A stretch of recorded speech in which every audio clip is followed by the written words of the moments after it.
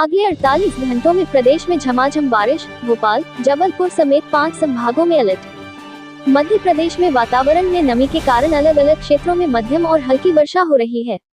मौसम विज्ञान के मुताबिक मानसून द्रोणिका बंगाल की खाड़ी तक बनी है और रुक रुक कर वर्षा हो रही है।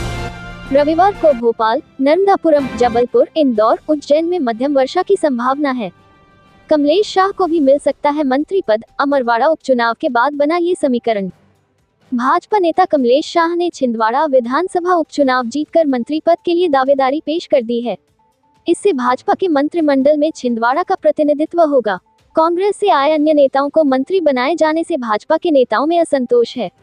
भाजपा के कई दिग्गज मंत्री पद के लिए प्रबल दावेदार हैं।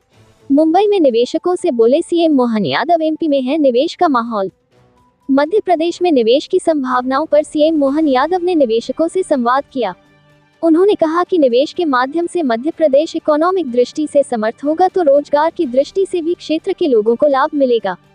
महाराष्ट्र विधान परिषद चुनाव में एनडीए की जबरदस्त जीत, 9 सीटों पर जमाया कब्जा।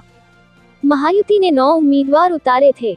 इसमें बीजेपी के 5, एनसीपी और शिवसेना को 2-2 प्रत्याशी थे। महाविकास अघाड़ी के 3 उम्मीदवार मैदान में थे। शरद पवार की एनसीपी ने अपना कैंडिडेट न उतारकर भारतीय शेतकारी कामगार पार्टी के जयंत पाटिल को समर्थन दिया था। लोकसभा के बाद अब विधानसभा उपचुनाव में बीजेपी को लगा तगड़ा झटका। 13 में से महज 2 सीट जीत पाई पार्टी। लोकसभा चुनाव के बाद 7 राज्यों की खाली हुई 13 विधानसभा सीटों पर हुए उपचुनाव के नतीजे आ गए हैं। उपचुनाव में भी भारतीय जनता पार्टी को जोर का झटका लगा है। 4 सालों में पैदा हुए 8 करोड़ नए रोजगार। बेरोजगारी को लेकर पीएम मोदी का विपक्ष पर हमला।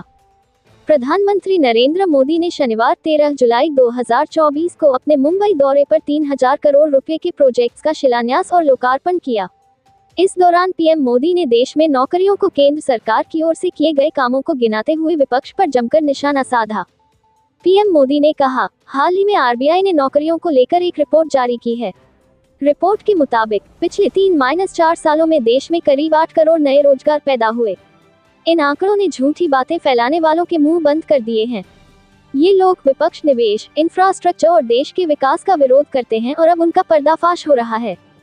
पीएम मोदी ने कहा, एनडीए सरकार के विकास का मॉडल वंचितों को वरीयता देने का रहा है। जो दशकों से अंतिम पंक्ति पर रहे हैं, उनको हम प्राथमिकता दे रहे हैं।